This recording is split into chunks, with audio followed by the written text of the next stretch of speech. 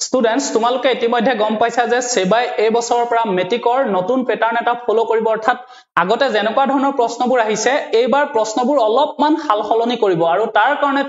তোমালোকক আগতীয়াকৈ সেবাই স্যাম্পল পেপাৰ দি দিছে যে ম্যাথ সায়েন্স আৰু ইংলিছৰ অৰ্থাৎ গণিত বিজ্ঞান আৰু ইংৰাজীৰ স্যাম্পল পেপাৰ আগতীয়াকৈ দি দিছে যে কেনেকুৱা ধৰণৰ প্ৰশ্নবোৰ আহিব এতিয়া মই তোমালোকৰ লগত ইয়াতে বিজ্ঞানৰ পেপাৰখন অলপমান আলোচনা কৰি দিম যাতে তোমালোকে এটা আইডিয়া পোৱা যে কেনেকুৱা ধৰণৰ প্ৰশ্ন আহিব আৰু আমি কেনেদৰে নতুন প্যাটাৰ্নৰ কাৰণে প্ৰস্তুতি কৰিব লাগিব ঠিক আছে এতিয়া ইয়াতে চাও মই বিজ্ঞানৰ পেপাৰখন লৈছো যে সেবা স্যাম্পল কোৱেশ্চন পেপাৰ দিছানে সায়েন্স আৰু এখন সেবাৰ অফিচিয়েল ৱেবসাইটত দিয়া আছে ঠিক আছে এখন পৰুৰ পৰা বেলেগৰ পৰা লোৱা নাই আৰু এখন তোমালোকে জ্ঞান পাণ্ডা এপতো পাই যাবা ঠিক আছে এতিয়া ইয়াতে পুনে কৈ দিছে যে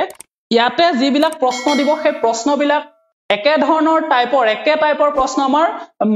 ফাইনেল এক্সামত আহিব বুলি কৈছে আৰু ভিতৰত যিবিলাক স্কুলত পৰীক্ষা পাতিব সেইবিলাকতো আহিব বুলি কৈছে সো ডাইৰেক্ট কৈ দিছে যে the type of questions in both internal examination as well as final board examinations will likely be of the nature given in this sample paper দেইছানে ডাইৰেক্ট কৈ দিছে যে এনেকুৱা ধৰণৰে আহিব গতিকে তোমালোকে অলপ সিৰিয়াসলি ল'ব লাগিব ঠিক আছে আগৰ দৰে নহয় অকনমান সলনি হ'ব প্যাটাৰ্ন বিলাক মই আলোচনা কৰি দিম চাবা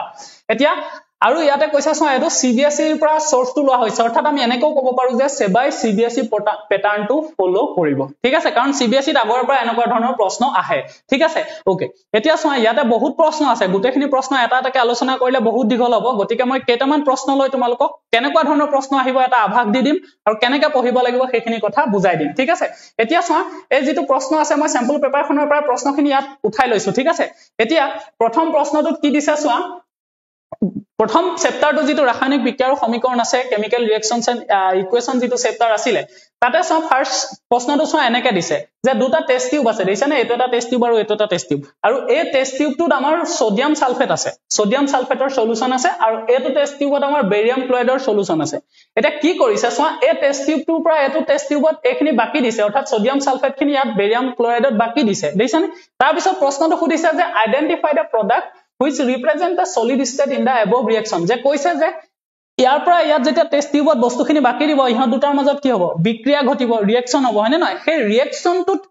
এনেকুৱা এটা পদাৰ্থ উৎপন্ন হ'ব যেটো সলিড ষ্টেটত থাকিব অৰ্থাৎ গোটা অৱস্থাত থাকিব বুলি কৈছে এতিয়া সেই প্ৰশ্নটো ইয়াত সুধিছে আৰু অপচন কেইটা ইয়াত দিয়া আছে ঠিক আছে এতিয়া প্ৰথম কথা হল তোমালোকৰ এটা ডাউট মই ক্লিয়াৰ কৰি লওঁ যে প্ৰশ্নখন অসমীয়াত নাহিব নেকি তো চোৱা তোমালোকৰ প্ৰশ্ন অসমীয়া আৰু ইংৰাজী দুইটাতে আহিব ঠিক আছে ইয়াত স্যাম্পল পেপাৰখন ইংৰাজীত দিয়া আছে কিন্তু আগৰ ধৰণে দুইটা ভাষাতে আহিব চিন্তা কৰিব নালাগে ঠিক আছে এতিয়া চোৱা এই প্ৰশ্নটো যদি তোমালোকৰ যিখন NCERT কিতাপ আছে যিখন স্কুলত পঢ়ুৱা হয় সেইখনত যদি চোৱা পুনে প্ৰশ্নটো কিন্তু নোপোৱা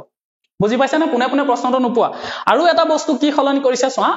আগতে আমাৰ কি হয় প্ৰশ্ন এটা যেতিয়া আমি পঢ়াৰ লগে লগে আমি উত্তৰটো গম পাই যাওঁ বুজিছানে আগতে মানে কি আছিল যে প্ৰশ্নটো ডাইৰেক্ট উত্তৰটো গম পোৱা যায় বুজি পাইছা প্ৰশ্নটো পঢ়ি যাওঁতে আমি উত্তৰটো গম পাই যাওঁ কিন্তু এইবাৰ মানে কি কৰিছে পেপাৰ বিলাকত কি কৰিছে প্ৰশ্নটো পঢ়াৰ পিছত অকনমান ভাবিব লাগে তোমালোকে দেখিবা ইয়াৰ পিছত কিছুমান প্ৰশ্ন আছে যে পুনে তুমি উত্তৰটো কৰিব নোৱাৰা অকনমান ভাবিব লাগে বুজি পাইছানে অৰ্থাৎ এবাৰ কি কৰিব লাগিব তোমালোকৰ কনসেপ্টটো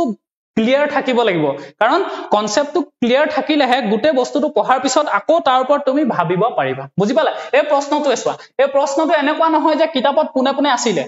নাই এটো প্ৰশ্ন কিতাপত পুনে আৰু আগৰ ধৰণে যদি খুদিলেহেতেন কেনেকৈ খুদিলেহেতেন সহজকৈ খুদিলেহেতেন কলেহেতেন যে সোডিয়াম সালফেট আৰু বেৰিয়াম ক্লোৰাইডৰ মাজত ডি অপসৰণ বিক্ৰিয়াত তলৰ কোনটো গোটা পদাৰ্থ সৃষ্টি হয় তেনেকৈ কলেহেতেন বা তেনে ধৰণে ইজিকৈ খুদিলেহেতেন কিন্তু এবাৰ কি কৰিছে এবাৰ তাকে ছবি আকাৰে দি দিছে যাতে ষ্টুডেন্টে কি কয় বস্তুটো ভাবিব পাৰে কি হৈছে একচুয়ালি তো ইয়াত বিক্ৰিয়া হৈছে বুলি কতো কৈ দিয়া নাই কিন্তু এনেকৈ বাকি দিলে তুমি বুজিব লাগিব যে ইয়াৰ পৰা ইয়াত পৰাৰ লগে লগে বিক্ৰিয়া ঘটিব হয় নে নহয় গতিকে বিক্ৰিয়া ঘটাৰ লগে লগে কিবা প্ৰডাক্ট ফৰ্ম হ'ব অৰ্থাৎ আমাৰ বিক্ৰিয়াজাত পদাৰ্থ ওলাব বুজি পাইছা অৰ্থাৎ এই প্ৰশ্নটো সব বেলেগ একো নহয় এই প্ৰশ্নটো তোমালোকৰ NCERT কিতাপৰ যেটো ডাবল ডিসপ্লেসমেন্ট ৰিঅ্যাকশন আছে ডি অপসৰণ বিক্ৰিয়া আছে হেতুৱে হয় সেই টপিকটোতে বিক্ৰিয়াটো দিয়া আছে কিন্তু প্ৰশ্নটোৰ সুধাৰ ষ্টাইলটো কি কৰি দিছে হলনি কৰি দিছে এতিয়া তাৰ মানে কি তাৰ মানে তোমালোকে মুখস্থ কৰিলে নহব এবাৰৰ পৰা অৰ্থাৎ কমন বিচাৰিলেও নহব কাৰণ কমন বিচাৰিলে একে ধৰণৰ প্ৰশ্ন নাহিব এবাৰ কমন বুলি তোমালোকে বাদ দি দিবা ঠিক আছে কমন পঢ়িলে কিন্তু দিগদাৰ আছে কিয় কাৰণ কমন প্ৰশ্ন নাহিব অৰ্থাৎ প্ৰশ্নটো বেলেগ ধৰণে সুধি দিব পাৰে ইয়াত এনেকৈ দিছে একেটা প্ৰশ্নকে বেলেগ ধৰণে সুধি দিব বুজি পাইছা গতিকে তোমালোকে কনসেপ্টখিনি প্ৰথমতে ক্লিয়াৰ কৰিব লাগিব বুজি পাইছা গম পাইছা এতিয়া নেক্সট কোৱেশ্চনটা চালে গম পাবা চোৱা এটা এতিয়া দিছানে কি কৈছে the colour of the solution observe after 30 minutes of placing zinc metal to copper sulphate solution is যে জিংকৰ টুকুৰা এটা কি হল কপাৰ সালফেটৰ আমাৰ দ্ৰৱত দি থৈ দিলে 30 মিনিট থৈ দিয়াৰ পিছত কি আমি দেখা পালো এনেকে হদিছে এতিয়া এই প্ৰশ্নটো যদি তোমালোকে পুনে পুনে চোৱা এই প্ৰশ্নটো কিতাপত কতো নাই পুনে পুনে চালে কিতাপত কতো নোপোৱা বুজি পাইছা বা আগৰ দৰে প্ৰশ্ন অহা নাই আগৰ দৰে আমাৰ ইয়াত পুনে পুনে খুধি দিলে হেতেন যে গজাল এটা আমাৰ লুৰ গজাল এটা কপাৰ সালফেটৰ দ্ৰৱত দি দিলে কি হয় কি পৰিৱৰ্তন হয় হেতু প্ৰশ্ন কিতাপত ডাইৰেক্ট আছিল কিন্তু হে একেটা বস্তু একেটা কনসেপ্ট কে লগাই পেলাই ইয়াত প্ৰশ্নটো বেলেগ কৰি দিলে জিংক কৰি পেলালে এফালে কপাৰ সালফেট কৰি পেলালে এইজানে বুজি পাইছানে গটিকে তোমালোকে কি বুজিব লাগিব যে সেই আমাৰ যে এনসিআৰটিত আছে যেটো গজাল ডুবাই দিছে কপাৰ সালফেটৰ সলিউশনত বুজিছানে সেই তাৰ ফলত কি হৈছে তাত যি অপহৰণ বিক্ৰিয়া ঘটিছে বা আমাৰ ডিসপ্লেসমেন্ট ৰিঅ্যাকশন হৈছে সেই কনসেপ্টটো তোমালোকে ভালকে বুজিলেহে এটো উত্তৰ দিব পাৰিবা মানে কি কৈছো মই প্ৰথমৰ পৰাই কৈছো যে তোমালোকৰ কনসেপ্টখিনি একেবাৰে ক্লিয়াৰ হ'ব লাগিব প্ৰতিটো টপিক তোমালোকে বুজি পাব লাগিব আৰু বুজি পালে কি হ'ব তাৰ ওপৰত তোমালোকৰ যেনেকৈ প্ৰশ্ন নিদিয়ক উত্তৰ কৰিব পাৰিবা সেহে তোমালোকে মুখস্থ কৰাটো মানে বুজাটো বহুত ইম্পৰ্টেন্ট ঠিক আছে কমন পঢ়া বা মুখস্থ পুনে পুনে লাইন বাই লাইন মুখস্থ কৰিলে এই বছৰ নহব ঠিক আছে ওকে গটিকে বুজিবা তোমালোকে চেষ্টা কৰিবা ঠিক আছে আৰু তোমালোকৰ যদি তোমালোকে জানা যে জ্ঞান পাণ্ডা হৈছে আমাৰ অসমৰ প্ৰথমটো ই লাৰ্নিং এপ যত আমি কি কৰো ক্লাছ 10 ৰ আমি 2019 চনৰ পৰা অনলাইনত পঢ়াই আছো আৰু তাতে আমি প্ৰতিটো চেপ্টাৰৰ প্ৰতিটো বস্তু আমি এটা কৈ বুজাই দিও প্ৰতিটো কনসেপ্ট আমি বুজাই দিও গটিকে তোমালোক যদি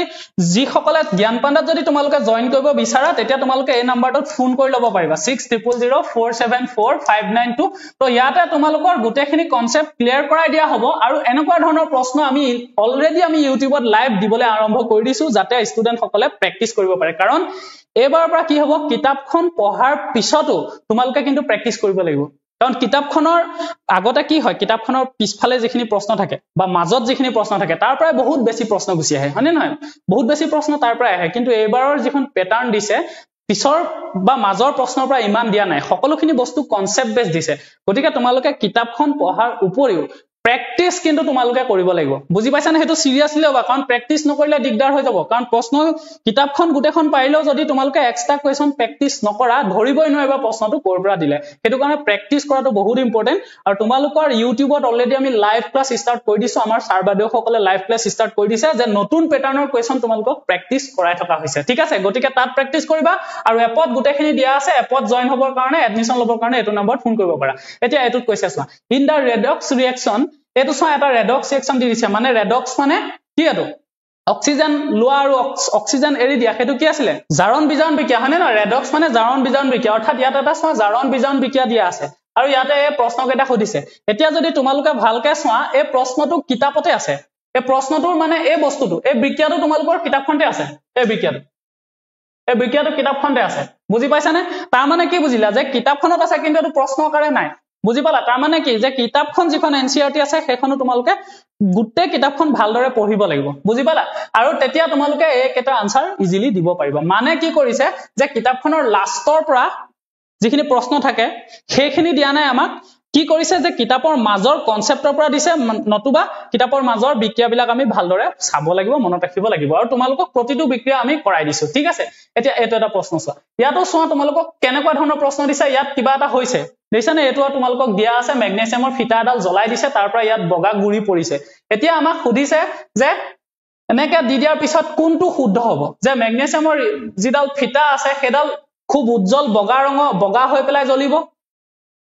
তাৰ পিছত মুগা বৰণৰ গ্যাস ওলাব গোন্ধ হ'ব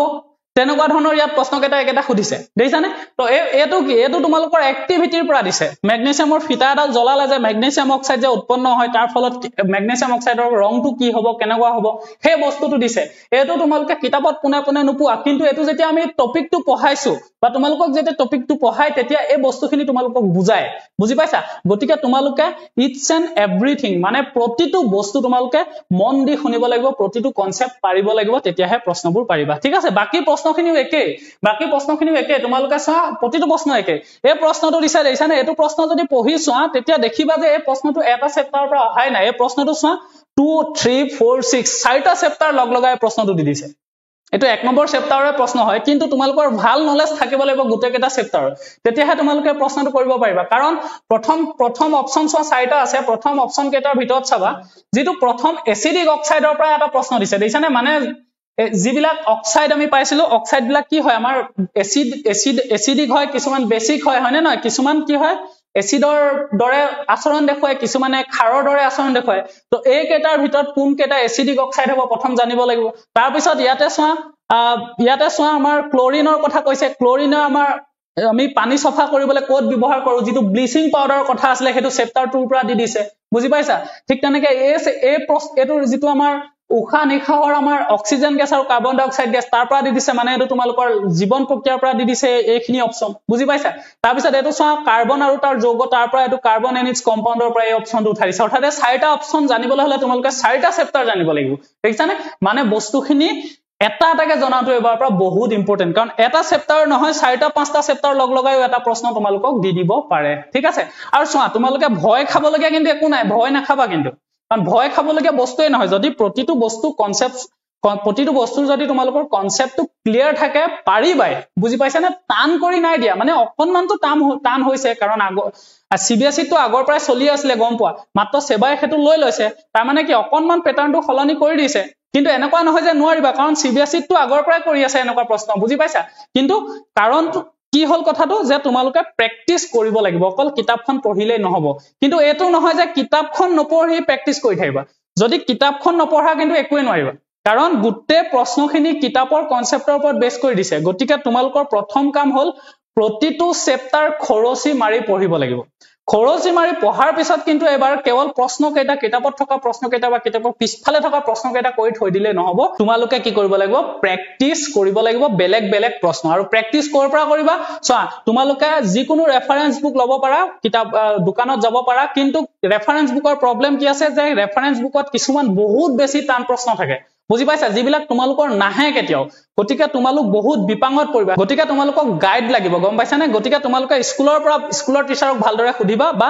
যিসকলে জ্ঞান পাণ্ডত পঢ়িছা তোমালোকক আমি সকলোখিনি গাইড দিম আৰু আমি এনেকুৱা ধৰণৰ প্ৰশ্ন ৰেফাৰেন্স বুকৰ পৰা বিভিন্ন ৰেফাৰেন্স বুকৰ পৰা আমি কেনেকুৱা ধৰণৰ প্ৰশ্ন আহিব পাৰে সেইখিনি তোমালোকক এক্সট্ৰাক্ট কৰি আমি কি কৰিম সেইখিনি তোমালোকক আমি প্ৰেক্টিস কৰাই দিম কিন্তু তাৰ আগত এতিয়া তোমালোকে প্ৰেক্টিস কৰিবলৈ নাযাবা তাৰ আগত তোমালোকে কনসেপ্টখিনি ক্লিয়াৰ কৰিব লাগিব গতিকে কনসেপ্টখিনি ক্লিয়াৰ কৰিবৰ কাৰণে তোমালোকক গুটেখিনি ভিডিও এটা এটাকে দিয়া আছে গতিকে তোমালোকে প্ৰথম ভিডিওখিনি চাই লোৱা আৰু লগতে ইউটিউবত যি লাইভ ক্লাস দি থোৱা হৈছে সেইখিনি তোমালোকে কৰি যোৱা ডেইলি কৰি যোৱা এনেকুৱা নকৰিবা যে গুটেখিনি কৰাৰ পিছতহে কৰিম দিয়ে কাৰণ প্ৰেক্টিস কৰি নগলে পিছত বহুত প্ৰেক্টিস কৰিবলৈ দিগদাৰ হৈ যাব ঠিক আছে ওকে একেলগে প্ৰেক্টিস কৰিবলৈ দিগদাৰ হ'ব এতিয়া চোৱা এটো কিন্তু প্ৰশ্নটো এটো চোৱা এতিয়া আৰু এটা প্ৰশ্ন মই ইয়াত দেখাইছো চোৱা এই প্ৰশ্নটো কিন্তু তোমালোকৰ কিতাপৰ প্ৰশ্ন ডাইৰেক্ট প্ৰশ্ন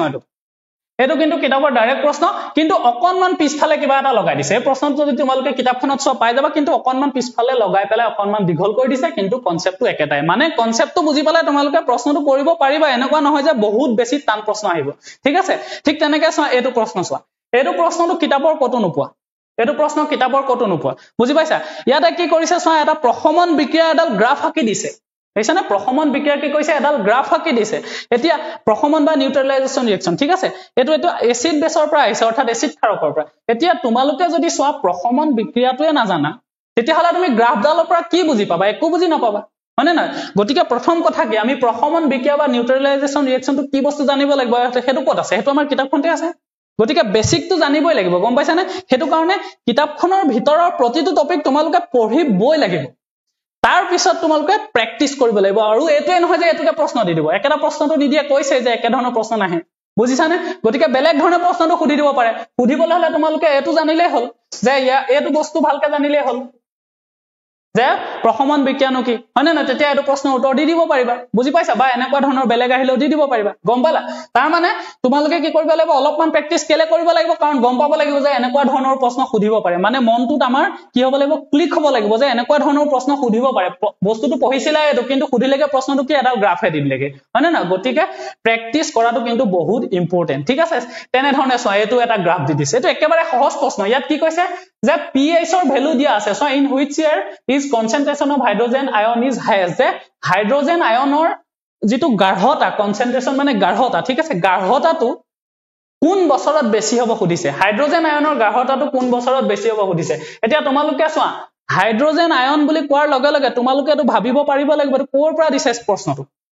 কাৰণ এটোটো কিতাপত ডাইৰেক্ট প্ৰশ্ন কতো নাথাকে এনেকুৱা প্ৰশ্ন বুজিলা কুটো তোমালোকে পুনে পুনে তোমালোকৰ মনত আহিব লাগিব যেটো হাইড্ৰোজেন আয়নৰ গ্ৰাহকতা মানে কি বস্তু একচুয়ালি এটো এসিডৰ কথা কৈছে কাৰণ এসিডতে তোমালোকে কি পঢ়িছা যে এসিড ক্ষাৰকৰ চেপ্টাৰটোতে তোমালোকে হাইড্ৰোজেন আয়ন পাবা আৰু তাৰ পৰা প্ৰশ্নটো দিছে গম পালা যে হেতুৱে হয় প্ৰশ্নটো হেতু চেপ্টাৰত আছে ঠিক আছে এতিয়া তোমালোকে ভাবিব লাগিব যে হাইড্ৰোজেন আয়নৰ গ্ৰাহকতাটো কাৰ ওপৰত নিৰ্ভৰ কৰে হাইড্ৰোজেন আয়নৰ গ্ৰাহকতাটো কাৰ ওপৰত নিৰ্ভৰ কৰে pH ৰ ওপৰত নিৰ্ভৰ কৰে হয়নে নহয় যে pH ৰ ভ্যালু যিমানে কম হয় হাইড্ৰোজেন আয়নৰ গ্ৰাহকতা কি আছিল বেছি হয় হয়নে নহয় হেতু পঢ়িছিলা তোমালোকে বুজি পাইছা তেনেকে প্ৰশ্নটো ভাবিব লাগিব এতিয়া হেতু ভবাৰ লগে লগে চাও একেবাৰে সহজ হৈ গল ইয়াতে গ্ৰাফডাল দিয়া আছে চাও এডাল এতিয়া গ্ৰাফডাল তোমালোকে চাব জানিব লাগিব তাৰ কাৰণে তোমালোকে গণিত জানিব লাগিব কাৰণ গ্ৰাফডালে যদি চাব না জানা তেতিয়া হলে এটো প্ৰশ্ন উত্তৰ কৰিবই নোৱাৰিবা বুজি পালা তো ইয়াতে একেবাৰে ইজি দিছে কিন্তু এনেকুৱা ধৰণৰ গ্ৰাফ তোমালোকে 9তে পঢ়ি আহিছিলা হয়নে নহয় তো ইয়াতে কি হৈছে সোৱা এডাল এনেকে নামি গৈছে তললে নামি গৈছে মানে এডখতে সকলোতকৈ কম pH ৰ ভ্যালু হয়নে নহয় pH ৰ ভ্যালু ইয়াতে সকলোতকৈ কম তো ইয়াতে কম মানে এই বছৰটো সোৱা এই বছৰটো কি 2002 চন তো 2002 চনত pH ৰ ভ্যালু আটাইতকৈ কম আৰু pH ৰ ভ্যালু আটাইতকৈ কম হলে কি হয় হাইড্ৰোজেন আয়নৰ গ্ৰাহকতাটো কি হয় বেছি হয় pH ৰ ভ্যালু যিমানে কম হয় হাইড্ৰোজেন আয়নৰ গ্ৰাহকতা কি হয় সিমানে বেছি হয় হয়নে নহয় এটো হেতু তোমালোকে কত পাবা হে কনসেপ্টত পাবা যেতিয়া তোমালোকক pH স্কেলৰ বিষয় পঢ়ুৱা হৈছিল হয়নে নহয় যদি জ্ঞানপাণ্ডত পঢ়িছা তোমালোকে গম পাইছা যে আমি pH স্কেলৰ বিষয় পঢ়াওতে এই কথাখিনি কৈছিলো হয়নে নহয় গতিকে কি পালা যে একেবাৰে সহজ হয়নে নহয় ইয়াত গ্ৰাফডাল চাব জানিলে হল যে যতে pH ৰ ভ্যালু আটাইতকৈ কম হেতুৱে হয় উত্তৰটো আৰু কত হয় 2002 চনত গতিকে আনসাৰটো 2002 বুজি পালানে গতিকে গুটে প্ৰশ্নবিলাক তেনেকৈ বুজি পাইছা গুটে প্ৰশ্নবিলাক তেনেকৈ হয় মানে বস্তুটো বুজি পাইছা নাই পা তাৰ ওপৰত ভিত্তি কৰি প্ৰশ্নখিনি দিছে গতিকে তোমালোকে বস্তুটো বহুত বেছি টান বুলি বহুতে ভয় খাইছে কিন্তু একো টান নহয় ঠিক আছে টান নহয় কিন্তু যদি টান হৈ পৰিব যদিহে তোমালোকে কেৱল কিতাপখন মুখস্থ কৰা প্ৰতিটো বস্তু আগৰ দৰে মুখস্থ কৰিলে নহব যে ডি অপসৰণ বিক্ৰিয়া কাক বোলে মনত ৰাখি থৈ দিলা যে যেতিয়া দুটা পদাৰ্থৰ মাজত আয়নৰ বিনিময় হয় তাতে ডি অপসৰণ বিক্ৰিয়া বোলে হেতু প্ৰশ্ন নুখুদিবও পাৰে তাৰ ওপৰত বেছ কৰি বেলেগ প্ৰশ্ন খুজি দিব বুজিছা গতিকে হে আয়ন দুটানো কি কেনেকেনো ইটোৰ লগত হিটো কি হৈছে এক্সচেঞ্জ হৈছে তো হে বস্তুটো জানিব লাগিব হে যেতিয়া থিওৰিটো পঢ়িবা যেতিয়া কনসেপ্টটো পঢ়িবা তেতিয়া তাৰ ওপৰত ভিত্তি কৰি বেলেগ বেলেগ প্ৰশ্ন কৰিব পাৰিবা বুজি পালা গতিকে তোমালোকে কিতাপখন পঢ়াৰ ওপৰত কি কৰা প্ৰেক্টিস কৰা আৰু তোমালোকে যিসকলে ৰেফাৰেন্স বুকৰ কথা কৈ আছা সোৱা ৰেফাৰেন্স বুকৰ মই নাম নলও যিকোনো ৰেফাৰেন্স বুক ল'ব পাৰিবা কিয়নো মই যদি এখনৰ নাম লৈ দিও সেইখনকে পঢ়িবা আৰু বেলেগ নপঢ়িবা তো তেতিয়া তোমালোকৰ দিগদাৰ হৈ যাব কাৰণ সেইখনৰ পৰা নাহিবও পাৰে বুজি পাইছা আৰু সোৱা ৰেফাৰেন্স বুকত মই কৈছোৱে যে বহুত বেছি টান প্ৰশ্ন থাকে কিছুমান যিখিনি তোমালোকক নালাগে বা তোমালোকৰ লেভেলৰ নহয় একচুয়ালি বুজি পাইছা গতিকে তোমালোকে কোনটো প্ৰশ্ন কৰিবা কোনটো প্ৰশ্ন নকৰা তাৰ কাৰণে তোমালোকে খেলিমেল লাগিব পাৰে হেতু কাৰণে তোমালোকৰ গাইডৰ প্ৰয়োজন অৰ্থাৎ শিক্ষকৰ তোমালোকে সহায় লব লাগিব ঠিক আছে আৰু অসমীয়া মিডিয়ামত পঢ়ি থকা সকলৰ কাৰণে বহুত দিগদাৰটা হ'ব কিয়নো ৰেফাৰেন্স বুক বিলাক অসমীয়াটো নাথাকে ম্যাক্সিমাম কি থাকিব ইংলিছতে থাকিব গতিকে তোমালোকে বুজি নাপাবও পাৰা কিন্তু তোমালোকে ভয় নাখাবা তোমালোকৰ যিখিনি দৰকাৰী সকলোখিনি প্ৰশ্ন যেনেকুৱা ধৰণৰ ৰেফাৰেন্স বুক আমি বহুতখিনি চাই তাৰ পৰা যিখিনি দৰকাৰী হয় সেইখিনি আমি তোমালোকক অসমীয়া মিডিয়ামতো কৰাই দিম অৰ্থাৎ অসমীয়া মাধ্যমৰ ছাত্ৰ-ছাত্ৰী সকলক আমি ইংৰাজীৰ পৰা অনুবাদ কৰাই আমি তোমালোকক সেইখিনি লাইভ ক্লাছত কৰাই দিম আৰু তোমালোকক ৰেকৰ্ড হিচাপে দি দিম ৰেকৰ্ডেড হিচাপে তোমালোকে পাই যাবা আমাৰ এপৰ ভিতৰত কিন্তু তাৰ আগত তোমালোকে সোৱা এই টান প্ৰশ্নখিনি কৰাৰ আগত মই তোমালোকক এটাই কওঁ এতিয়া তোমালোকে কিতাপৰ যিখিনি অলৰেডি দিয়া আছে A to Z প্ৰতিটো প্ৰশ্ন তোমালোকক প্ৰতিটো কনসেপ্ট তোমালোকক বুজাই থোৱা আছে সেইখিনি তোমালোকে আগতীয়াকে কি কৰা শেষ কৰা কাৰণ সেইখিনিয়ে যদি নোৱাৰা মই কলোৱে যে সেইখিনি নোৱাৰিলে টান প্ৰশ্নবোৰ ভাবিবই নোৱাৰিবা কাৰণ তোমালোকে যদি নিউট্ৰেলাইজেচন ৰিঅ্যাকচন কি প্ৰথমন বিক্ৰিয়া না জানা তেতিয়া মই যদি এটো বুজাই থাকো কেনেকৈ বুজি পাবা গম পালা গতিকে তোমালোকে প্ৰথমতে সেইখিনি বস্তু যিখিনি অলৰেডি এপত দিয়া আছে সেইখিনি পঢ়ি শেষ কৰাৰ লগে লগে আমি লগে লগে দিয়ে যাম ইউটিউবত গতিকে সেইখিনি তোমালোকে চাই গলে বুজি পাই যাবা ঠিক আছে হল তো তেনে ধৰণে কৰা আৰু আগতকে অকনমান বেছিকে পঢ়িব লাগিব কিয় কাৰণ আগতে কিতাপখন পঢ়িলে হৈ গৈছিল আমাৰ ৰেফাৰেন্স বুকটো আমি একো চাবই নালাগে হয়নে নহয় সেবাৰ কাৰণে আমাৰ কি আছিল যে কিতাপখন পঢ়িলা তাৰ পৰা গুটেখিনি প্ৰশ্ন হুবহু আমাৰ আহিয়ে যায় গতিকে এবাৰ কি হ'ব সেইখিনিটো পঢ়িবই লাগিব তাৰ উপৰিও কি কৰিলে আমাক আকৌ আমি এক্সট্ৰা কোৱেশ্চন প্ৰেক্টিস কৰিব লাগিব গতিকে সময়টো বেছি লাগিব নাই লাগিব হয়নে নহয় গতিকে প্ৰেক্টিসটো অলপ কৰিব লাগিব সময়টো অলপ বেছিকে দিবা অৰ্থাৎ আগতে যদি খেলা ধুলাত 2 ঘন্টা কটাইছিলা দিনটোত এতিয়া তোমালোকে 1 ঘন্টা কটোৱা বা তোমালোকে যদি খেলা ধুলা নকৰা তেতিয়া তোমালোকে কেৱল খুজ কাঢ়িবা মানে পঢ়িবা আৰু খুজ কাঢ়িবা দিনটোত 1 ঘন্টা মান খুজ কাঢ়িবা কাৰণ যদি অকল পঢ়িয়ে থাকা উলাই নোযোৱা তেতিয়া হলে গাটোত আমাৰ বেমাৰ হ'ব পাৰে বুজি পাইছা নে হেতু কাৰণে খুজ কাঢ়িবা ঠিক আছে আৰু বাকি চিন্তা নকৰিবা আমি তোমালোকক সকলোখিনি কৰাই দিম আৰু যিমান পাৰো সিমান হেল্প কৰিম ঠিক আছে আৰু তোমালোকে আমাৰ জ্ঞান পাণ্ডা চেনেলটো সাবস্ক্ৰাইব কৰি থবা আৰু লাইভ ক্লাছখিনি জয়েন কৰিবা ঠিক আছে থ্যাংক ইউ